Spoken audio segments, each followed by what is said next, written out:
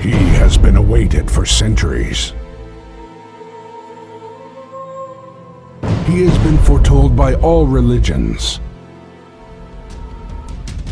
The awaited Messiah, known to others as the Mehdi, and to some as Kalki Avatar.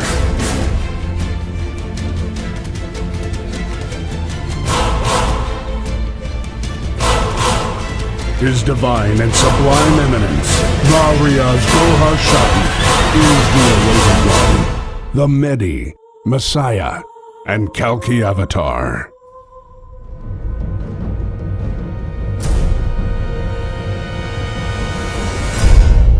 Messiah Foundation International has the solution for today's divine aspirant on the go. We proudly present a convenient app for the iPhone and iPod Touch. Introducing the Imam Mehdi app. A comparative view of the divine signs, video lectures, and sayings from renowned scholars and saints regarding the messianic figure. The Religion of God, authored by His Divine and Sublime Eminence, Riaz Gohar Shahi, is now on iBookstore. An invaluable resource, The Religion of God reveals the secrets of God. Guidance comes to your iPhone and iPod Touch, and they're free. For more information, visit www.goharshahi.us. Gohar Shahi marhaba. بہت سے لوگوں کا اعتراض ہے کہ امام مہدی کو web site بنانے کی کیا ضرورت پڑ گئی. وہ کہتے ہیں کہ امام مہدی نے یوٹیوب کے اوپر بھی اپنا چینل بنایا ہوا ہے. بھائی یوٹیوب پہ چینل بنانا کوئی گناہ ہے؟ اعتراض اس بات پر بھی ہے کہ آئی ٹیونز کی جو ایپس ہیں اس میں امام مہدی کی بھی ایپ ہے. میری سمجھ میں جو بات آتی ہے وہ یہ ہے کہ لوگوں نے امام مہدی کو 14 صدی پہلے کا کوئی کیریکٹر سمجھا ہوا ہے. یعنی جو بھی اسلامی چیز ہوتی ہے اس کو حضور پاک کے دور سے جوڑ دیتے ہیں. اب ان کے تصورات میں جو امام مہدی کا نقشہ میں سمجھتا ہوں ہے وہ یہ ہے کہ امام مہدی یا تو گھوڑے کے اوپر سوار ہو کر اچانک کہیں سے آ جائیں گے یا پھر اونٹ کے اوپر بیٹھے ہوئے ہوں گے. باقی پوری دنیا کیڈیلیک چلا رہی ہوگی، امام مہدی کیمل چلا رہے ہوں گے. اس طرح کا ان کے ذہن میں تصور ہے امام مہدی کا. یہ کہ امام مہدی اگر ہوائی جہاز میں بیٹھ جائیں گے تو پھر لوگ جو ہے ان کے مہدی ہونے پر شک کریں گے، ارے امام مہدی ہوائی جہاز میں بیٹھ گئے. یہ جہالت کی باتیں ہیں. اس قسم کے اعتراضات وہ لوگ کرتے ہیں کہ جن کے پاس نہ تو علم ہو، نہ ظاہری علم ہو اور نہ باطنی علم ہو. یا پھر اس قسم کے اعتراضات وہ لوگ کرتے ہیں کہ جو سیدنا امام مہدی گوہر شاہی کی تعلیم، اللہ کی نشانیاں اور دیگر چیزوں کے ثابت ہو جانے پر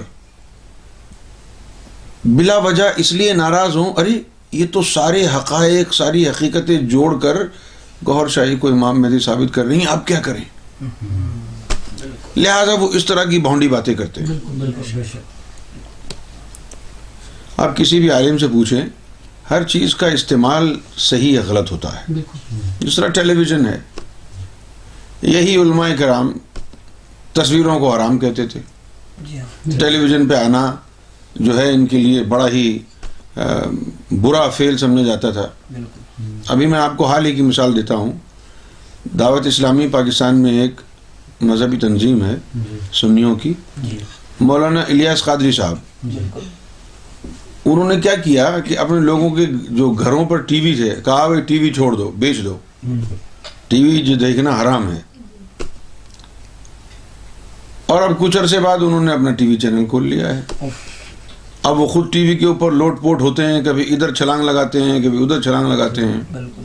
ایک اعلیٰ حضرت تھے جو کھڑے ہو کر کے سلام پڑھتے تھے, اور یہ جو حضرت ہیں یہ تو لوٹ پوٹ ہوتے ہیں, کبھی ادھر چھلانگ لگائے, کبھی ادھر چھلانگ لگایا.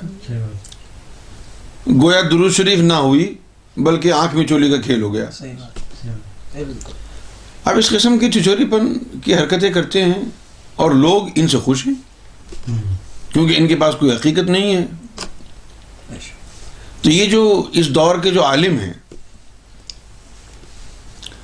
یہ تو الف سے لے کر یہ تک جتنے بھی عالم ہیں, الا ماشاء اللہ, جس طرح اچھے انڈوں میں کوئی گندا انڈا ہوتا ہے, اس طرح میں سمجھتا ہوں کہ گندے انڈوں میں سے کوئی الا ماشاء اللہ کوئی ایک آدھ اچھا انڈا اگر نکل آئے تو خفیف سی حیرت ہوگی مجھے. اس دور کے جو علماء ہیں وہ تو بیچارے 15ویں صدی کے علماء کہلاتے ہیں. اگر آپ تھوڑا سا پیچھے چلے جائیں تو یوسف علیہ السلام کے دور میں, یعقوب علیہ السلام کے دور میں, جب یوسف علیہ السلام کھو گئے تھے تو یعقوب علیہ السلام نے ایک بھیڑ سے پوچھا کہ اے بھیڑ, تو نے میرے یوسف کو تو نہیں کھایا؟ تو اس نے کہا کہ اگر میں نے آپ کی یوسف کو کھایا ہو تو میرا شمار 14ویں صدی کے علماء میں سے ہو. بے شک, بالکل. مولانا روم کا زمانہ دیکھ لیں آپ, کئی سو سال پرانا ہے. انہوں نے کئی سو سال پہلے اپنے زمانے کے بارے میں یہ کہا کہ آج کے دور میں مولوی بننے سے بہتر ہے کہ کسی کافر کا غلام بن جائے. بے شک, بے شک. اور سرکار گوھر شاہی امام مہدی علیہ الصلوۃ والسلام فرماتے ہیں کہ باطنی علم کے بغیر مولویت ہے بڑا فتنہ. بے شک, بے شک. اور علامہ اقبال یہ کہتے ہیں, دین ملا فی سبیل اللہ فساد. تو اب یہ جو مولویوں کے چیلے اور مولویوں کے پٹھو جو گرم ہو گئے ہیں اور یہ اپنی زبان دراز کر رہے ہیں اور جہالت کا مظاہرہ کر رہے ہیں, میرا خیال ہے کہ یہ وہی ہے جو علامہ اقبال نے کہہ دیا ہے, دین ملا فی سبیل اللہ فساد. اب ان کے پاس کوئی ایسا نقطہ تو ہے نہیں کہ جس کے اوپر یہ سرکار گوھر شاہی کی تعلیمات کو یا آپ کے مرتبہ مہدی کو چیلنج کر سکے. دنیا بھر میں جو امام مہدی کے بارے میں خیال کیا جاتا ہے وہ یہ ہے ہدایت والوں کا امام, ہدایت دینا. اب یہ جو لوگ اعتراض کرنے والے ہیں اور سرکار گوھر شاہی کی ذات پر کیچڑ اچھالتے ہیں, آپ کے مرتبے کے بارے میں شکوک و شبہات کا اظہار کرتے ہیں, یہاں تک کہ دشنام ترازی پر اتر آتے ہیں, ان لوگوں سے سوال یہ ہے میرا, امام مہدی علیہ الصلوۃ والسلام, مہدی کا مطلب ایک تو ہوتا ہے مہدی جس کا مطلب ہے ہدایت والا, اور ایک ہوتا ہے مہدی جس کا مطلب ہے چاند والا. یہ جو میں ہے, میں کا مطلب چاند ہوتا ہے. اب دونوں مطلب اگر اس کے لے لیں تو وہ سرکار گوھر شاہی کی ذات پر پورے بیٹھتے ہیں. بے شک, بے شک. پہلے لے لیتے ہیں مہدی یعنی ہدایت دینے والا. اب آپ ہدایت دیکھیں قرآن مجید کیا کہتا ہے ہدایت کے بارے میں. سورہ تغابن میں ہے, وَمَن يُؤْمِن بِاللَّهِ يَهْدِ قَلْبَهُ, کہ اور اللہ جس کا ایمان قبول کرنا چاہے تو اللہ اس کے قلب کو ہدایت دیتا ہے.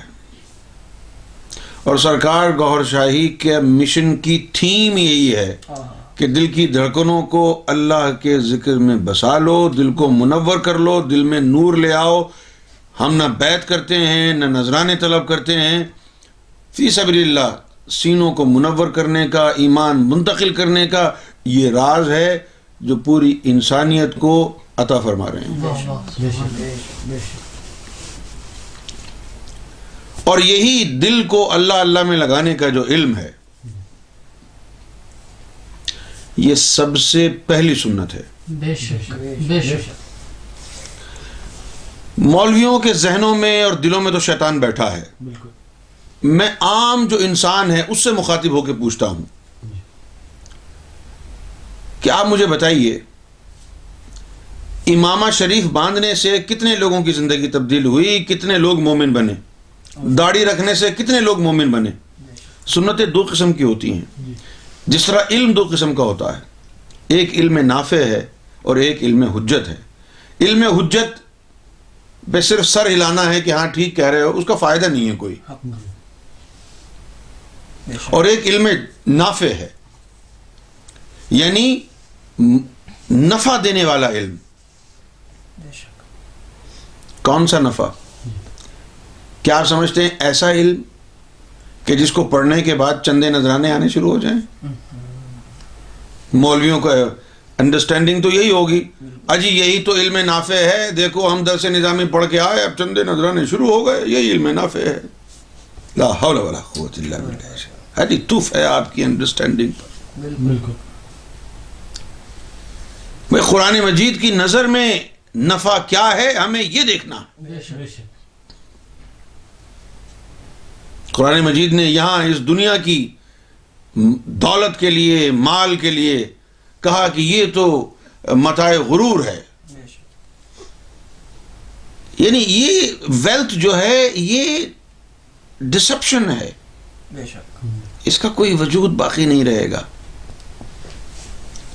اور ایک روایت میں یہ بھی آیا, اللہ تعالیٰ نے ارشاد فرمایا کہ یا رسول اللہ صلی اللہ علیہ وسلم, اگر اللہ کی نظر میں دنیا کی قدر و قیمت مکھی کے ایک پر کے برابر بھی ہوتی تو کسی کافر کو پانی اور کھانا نہ ملتا.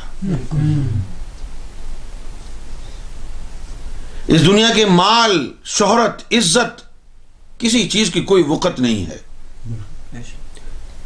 قرآن کی نظر میں جو منافع ہے, قرآن کی نظر میں جو نفع ہے, وہ قرآن نے فرما دیا ہے. سورہ انبیاء میں اللہ تعالیٰ ارشاد فرماتا ہے یوم لا ينفع مال ولا بنون الا من آتی اللہ بقلب سلیم. کہ اس روز, ابھی تو آپ جو جی چاہے کر لیں, لیکن اس روز جب اکٹھے ہوں گے سب رب کی بارگاہ میں, اس روز لا ينفع, کوئی چیز منافع والی نہیں ہوگی, کوئی چیز نفع نہیں دے گی اس روز. نہ بیٹے بنون اور نہ ہی تمہارا مال. عرب کے دور سے لے کر پاکستان کے دور تک لوگوں کو بیٹوں کے اوپر ہی اکڑ ہوتی ہے.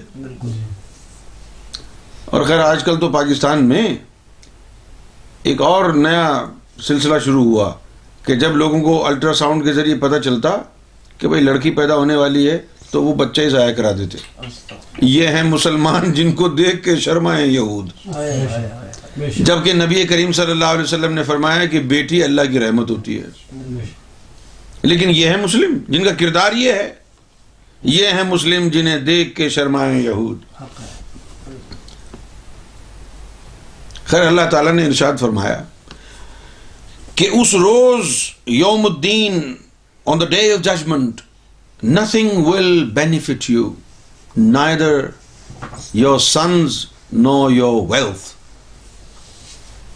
And the successful one will be one of those who have qalb salim in their possession. جس دن ہم نے اکٹھا ہونا ہے حساب کتاب کے لیے, جس دن ہم نے اکاؤنٹ کے لیے اللہ کے پاس جانا ہے, سودا تو منافع والا اس دن جو چل جائے گا وہ منافع بخش سودا ہوگا. اور اس دن اللہ نے جس کو منافع بخش چیز قرار دیا ہے وہ قلب سلیم ہے. آج میں دیکھتا ہوں کوئی مولوی کہہ رہا ہے اجی پہلا سوال نماز کے بارے میں ہوگا, کوئی کہتا ہے یہ ہوگا, کوئی کہتا ہے وہ ہوگا. ارے بھائی جانے دو یار, قرآن مجید تو پڑھ لو بھائی, سوال جواب ہوتے رہیں, منافع کی بات کرو.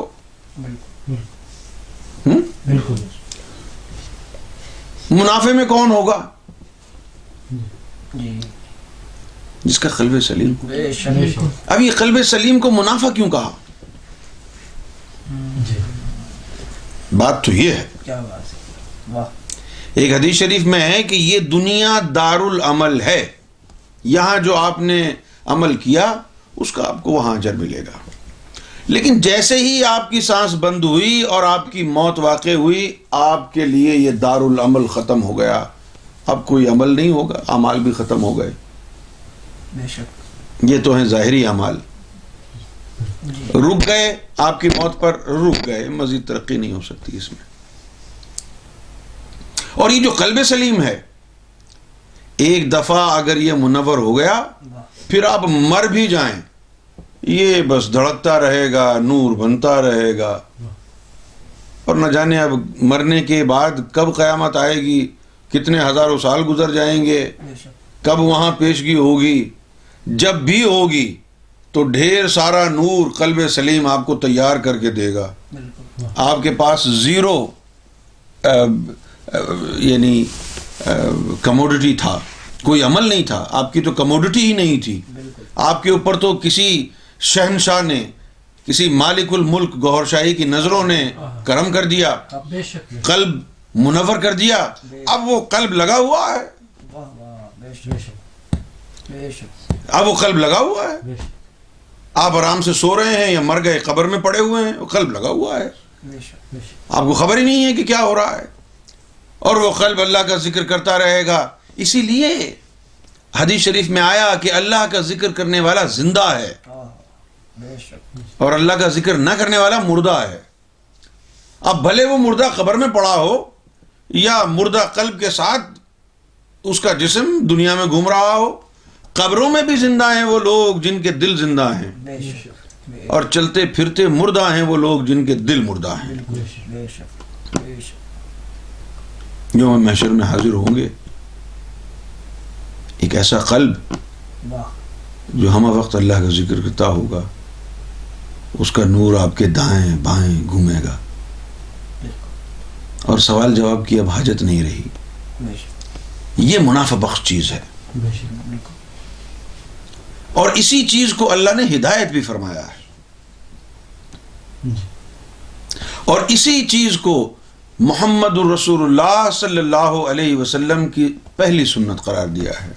بے شک نہ صرف حضور صلی اللہ علیہ وسلم کی پہلی سنت ہے یہ، بلکہ آدم صفی اللہ کی پہلی سنت، ابراہیم خلیل اللہ کی پہلی سنت، موسیٰ کلیم اللہ کی پہلی سنت، عیسیٰ روح اللہ کی پہلی سنت، محمد رسول اللہ کی پہلی سنت ہے۔ اس سنت کے بغیر دین میں کوئی چل ہی نہیں سکتا۔ بے شک بے شک یعنی جس کے بغیر دین میں داخلہ نہیں ہے، جس کے بغیر مومن نہیں بن سکتا، اس سے زیادہ ضروری کوئی سنت ہے؟ اور جب یہ سنت فوت ہو گئی زمانے میں تو امت کا کیا ہوا؟ امت کا نام رہ گیا اس سنت کے بغیر کلمہ گو جو لوگ ہیں، کوئی شیعہ بن گیا، کوئی سنی بن گیا، کوئی وہابی بن گیا، کوئی دیوبندی بن گیا، کوئی اہل حدیث بن گیا، کوئی اہل خبیث بن گیا۔ بالکل بالکل یہی حال ہے۔ بخاری شریف کی ایک حدیث ہے جس میں آپ صلی اللہ علیہ وسلم پوری انسانیت سے مخاطب ہیں۔ آپ نے فرمایا ہے بنی آدم، تیرے جسم میں گوشت کا ایک لوتھڑا ایسا ہے کہ اگر اس کی اصلاح ہو جائے تو پورے جسم کی اصلاح ہو جاتی ہے۔ آج مولوی آپ کو نئی نئی کہانیاں سناتے ہیں، اور قصور ہماری عوام کا بھی ہے۔ بے شک بھئی آپ نے ڈیپینڈنسی کیوں ڈیولپ کر لی ہے مولویوں کے اوپر؟ آپ خود پڑھے لکھے ہیں، قرآن مجید اٹھائیں، پڑھیں اس میں کیا لکھا ہے، بے شک ایکسپیریمنٹ کریں، بے شک ڈھونڈیں ایسے لوگوں کو کہ جو ہمیں اس منافع بخش کاروبار کی طرف لے جانے والے ہوں، بے شک جن کی نگاہوں سے قلب اللہ کے نور سے منور ہو جائے۔ اور یہ جو باقی باتیں ہیں، یہ تقریر کر لی، وہ تقریر کر لی، امامہ شریف آپ اس کو پگڑی کہہ لیں، ٹربن کہہ لیں سکھ کی، یا مسلم کا امامہ کہہ لیں، ہے تو کپڑے کا، بے شک یا آپ اس کو دھوتی بنا کے باندھ لیں، یا آپ اس کو بیچ کلوتھ کے طور پر استعمال کر لیں۔ بالکل ارے اس میں کیا کرامت ہے بھائی؟ کچھ نہیں کبھی آپ نیلا رنگ کر لیں اس کے اوپر، کبھی پیلا کر لیں اس کے اوپر، کبھی پوری ریمبو بنا دیں اس کے اوپر۔ بالکل ان رنگوں میں اور کپڑے کے ٹربنز میں کیا رکھا ہے؟ بالکل بے شک بھئی وہی چیز جس کو آپ اپنے سر پہ رکھیں پاکستان میں مسلم، تو یہ امامہ شریف ہے، اور اگر انڈیا کے اندر وہ سکھ رکھ لے اس کو تو نہیں یہ امامہ تھوڑی ہے، یہ تو ٹربن ہے، لا حول ولا قوت الا باللہ. ارے یار بے وقوفی کی بھی حد ہوتی ہے. بھائی ٹربن باندھنے سے کیا دل میں پاکیزگی آئے گی؟ کیا منافع ہوگا اس سے؟ یا امامہ شریف باندھنے سے کیا منافع ہوگا؟ یا داڑھی رکھنا سنت ہے، بڑی اچھی بات ہے، ویل اینڈ گڈ، آپ 10 فٹ کی داڑھی رکھ لیں، ہمیں کوئی اعتراض نہیں ہے. لیکن داڑھی رکھنے سے کب قلب منور ہوا ہے؟ کیوں؟ داڑھی رکھنے سے کہاں قلب منور ہوتے ہیں؟ بالکل نہیں. یہ داڑھیوں کی سنت تو بعد میں آئی. بے شک. یاد کرو غار ہرا میں کیا ہوا تھا جب آپ صلی اللہ علیہ وسلم آنکھیں بند کر کے اپنے سینے کے الٹے ہاتھ پر نظر جمائے بیٹھے تھے. جبریل آیا کہنے لگا اقرا بسم ربک الذی. کیا بات ہے. اقرار کر لو جو اس میں ذات اللہ کا نام میں آپ کو دے رہا ہوں اس کو ریسیو کرنے کا اقرار کر لو. ایکنالجمنٹ ہوتا ہے نا جب پوسٹ مین آتا ہے کہ بھائی سائن کرو. سائن کا مطلب ہوتا ہے کہ اقرار کر رہے ہیں آپ کہ آپ نے ریسیو کر لیا ہے. بالکل. تو جبریل آیا اس میں ذات لے کر کے اور کہنے لگا اقرا انا لیس بقاری، میں نے پڑھا ہی نہیں کس بات کا اقرار کروں. انا لیس بقاری، میں نے پڑھا ہی نہیں کس بات کا اقرار کروں. انا لیس بقاری، میں نے پڑھا ہی نہیں کس بات کا اقرار کروں. تب جبریل علیہ السلام نے محمد رسول اللہ صلی اللہ علیہ وسلم کو سینے سے لگایا اور خوب زور سے بھینچا، اور اس دوران اس میں ذات کی جو قندیل تھی وہ جبریل کے سینے سے نکل کر حضور نبی پاک صلی اللہ علیہ وسلم کے سینے میں منتقل ہو گئی، بے شک. اور خوش خط دل پر اس میں ذات اللہ نقش لکھا نظر آیا. بالکل. تو پھر آپ نے پڑھا اقرا باسم ربک الذی. اب میں اقرار کرتا ہوں اپنے رب کے اسم سے. وہ قلب میں اس میں ذات کا داخل ہونا یہ نہ صرف پہلی سنت ہے بلکہ یہ نبوت مصطفیٰ کی پہلی چیز ہے جو اس دنیا میں واقع ہوئی. بے شک. آپ نے اسی کو چھوڑ دیا، اس سنت کو چھوڑ دیا جہاں سے نبوت کی ابتدا ہوئی، اس سنت کو چھوڑ دیا بالکل چھوڑ. جس سنت کے بغیر آدمی دین میں داخل نہیں ہوتا. بالکل. بے شک. کلمہ تو زبان سے پڑھ لیتا ہے مسلم بن جاتا ہے، لیکن مومن بننے کے لیے شرط ہے تصدیق قلب کی. تصدیق قلب کیا ہوتی ہے؟ لوگ سمجھتے ہیں تصدیق کا مطلب ہے ویریفیکیشن. ویریفیکیشن نہیں ہے، صدق دل، یعنی صداقت آ جائے قلب میں، یعنی جو تو زبان سے کہہ رہا ہے قلب بھی وہ کہنا شروع کر دے. بے شک. زبان اقرار کرے اور دل جو ہے تصدیق کرے.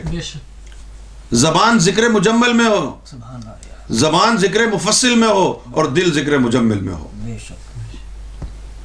یہ دلوں کو زندہ کرنے والی سنت پہلی سنت ہے اور سب سے اہم ترین سنت ہے. اور اتنی خوبصورت بات کہی ہے آپ صلی اللہ علیہ وسلم نے. واہ واہ. ہائے ہائے ہائے، واہ واہ. کیا بات ہے، کیا بات ہے. واہ. کتنی خوبصورت بات ہے. جی. آپ فرماتے ہیں کہ اگر پورے جسم کی اندر باہر دونوں کی اصلاح کرنی ہے ایک چیز کر لو بس.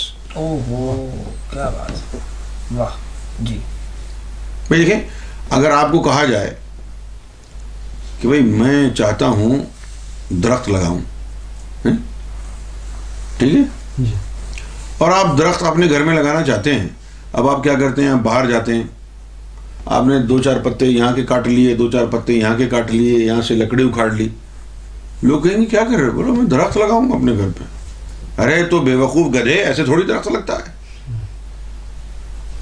ایسے کہاں لگتا ہے درخت؟ بالکل نہیں. اچھا تو پھر درخت کیسے لگتا ہے؟ چھوٹا سا ایک بیج آتا ہے بس، وہ بیج جا کے زمین میں لگاتے ہیں، پانی دیتے رہتے ہیں، اس کے اندر سے خود بخود نکلتا ہے پھر سب کچھ.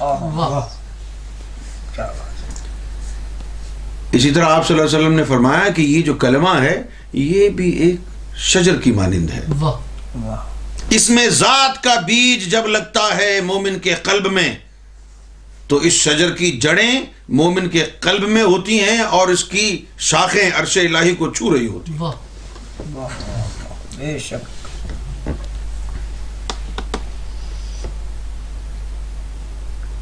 ہدایت کا اول اور مخلص اور اوتھینٹک جو طریقہ ہے یہی قرآن نے بتایا ہے کہ قلب میں اللہ کا نور آ جائے. بے شک. قرآن مجید نے ایک مقام پر اور بھی کہا ہے عرب کے بارے میں کچھ عرب کے لوگ بدو وہ آئے اور کہنے لگے کہ ہم مومن ہیں.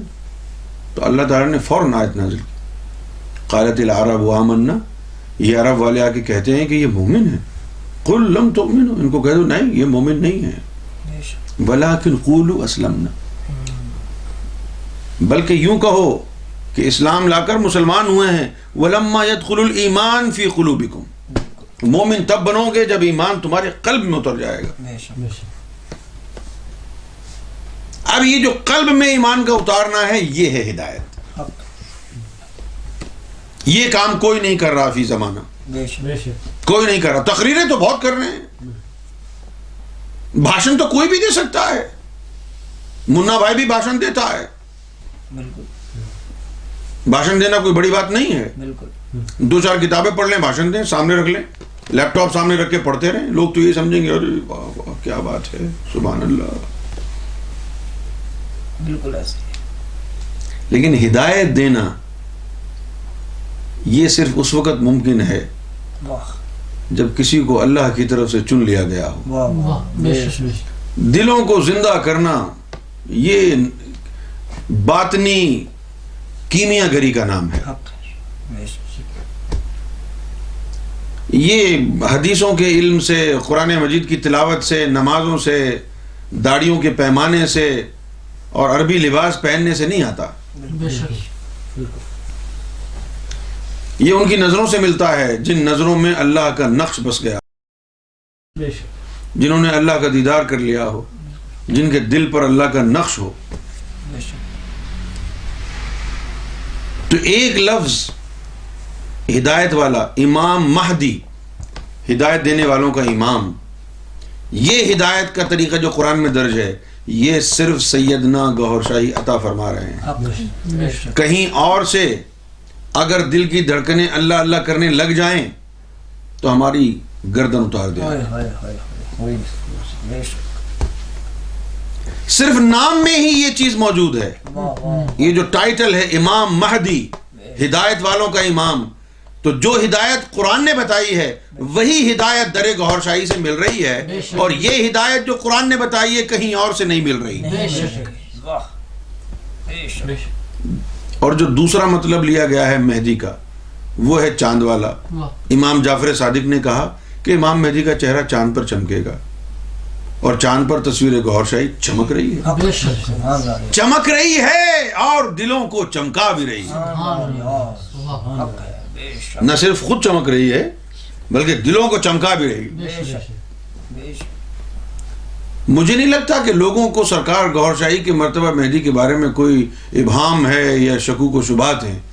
میں سمجھتا ہوں کہ لوگ جان گئے ہیں کہ یہی ذات امام مہدی ہے, لیکن ان کا مسئلہ یہ ہے کہ ارے ہم نہیں مانیں گے, گوہر شاہی کیسے امام مہدی ہے. ایسا ہی ہے, بالکل یہی بات. کیونکہ اگر ان کے پاس کوئی اکیڈمک ڈفرینسز ہوتے یا یہ بات ہوتی کہ بھئی یہ بات تو موجود ہے نہیں, امام مہدی کے اندر تو یہ چیزیں ہوں گی, گوہر شاہی کی ذات میں یہ چیزیں نہیں ہیں, تم کیوں کہہ رہے ہو سرکار گوہر شاہی امام مہدی ہیں.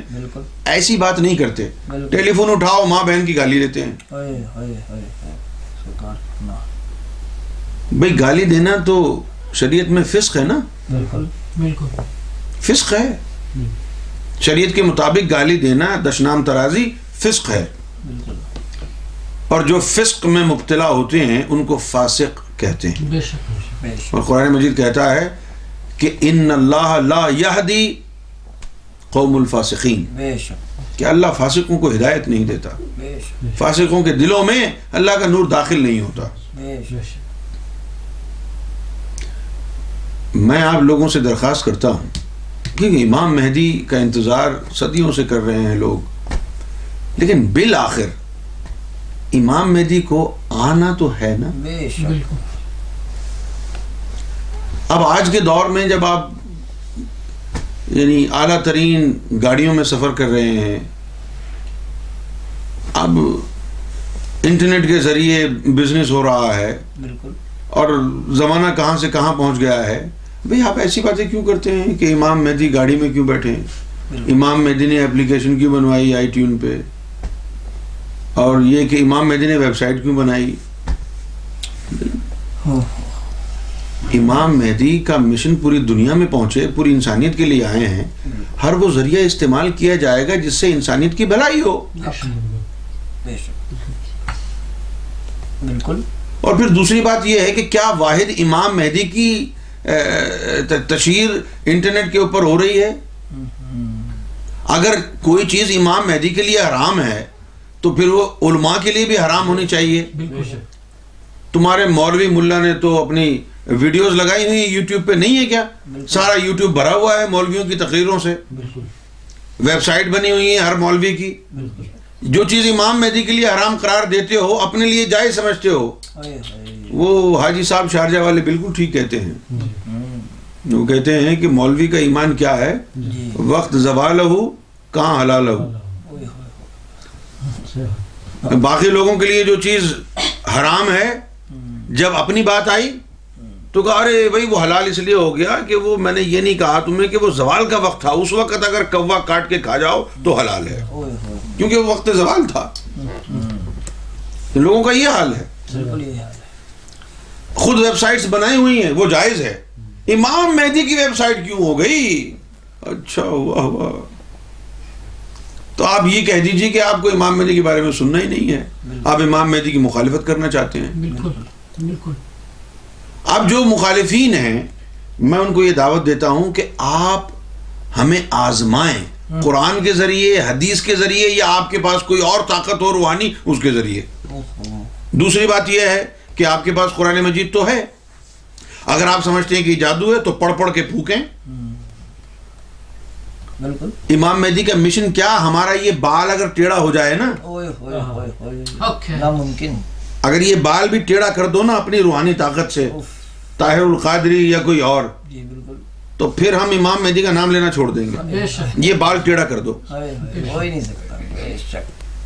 کیا بات. جس میں بھی طاقت ہے، کسی کے پاس اگر موکلات ہیں یا کسی کے پاس کوئی اور عمل ہے، پڑھ کے پھونکو.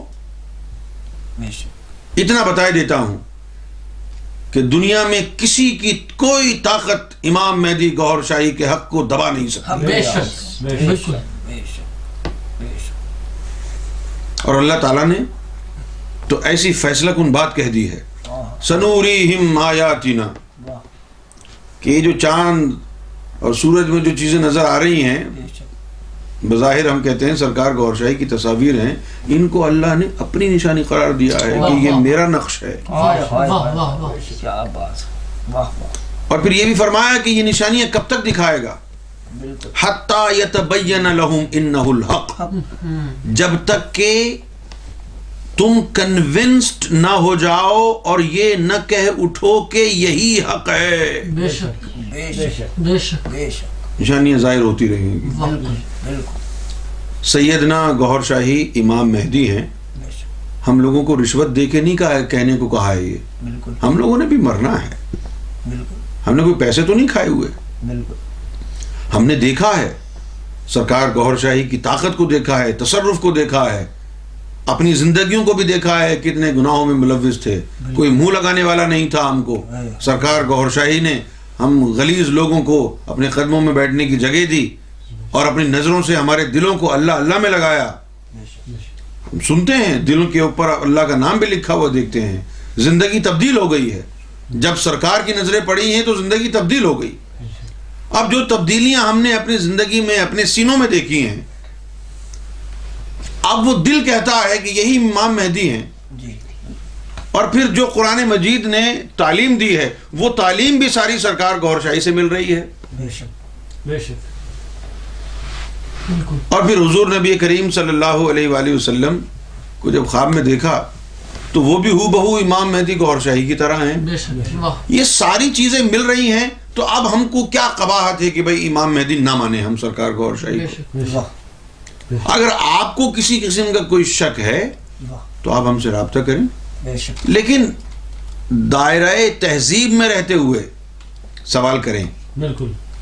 اگر آپ کے والدین نے تہذیب نہیں سکھائی ہے تو میں بڑی معذرت کے ساتھ کہتا ہوں کہ 2-4 کتابیں پڑھ لیں مورل ویلیوز کے اوپر، تاکہ آپ کو بات کرنے کی تمیز آ جائے. بے شک. اب آپ کے والدین سے غلطی ہو گئی، اس میں آپ کا دوش نہیں ہے. صحیح بات ہے.